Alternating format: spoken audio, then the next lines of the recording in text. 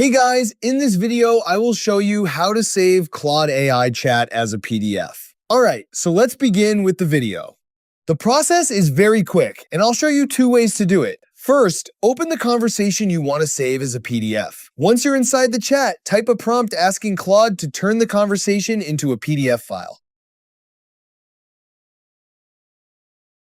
After a moment, Claude should generate a preview in a separate panel, usually on the right side of the screen. Once the preview appears, take a look through it and make sure everything looks the way you want. If needed, you can ask Claude to adjust the formatting.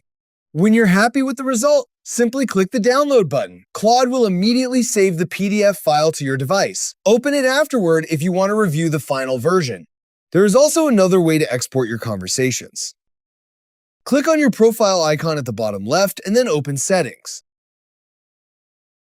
After that, go to the Privacy section. Inside Privacy, select Export Data. Claude will begin preparing your conversations and account data.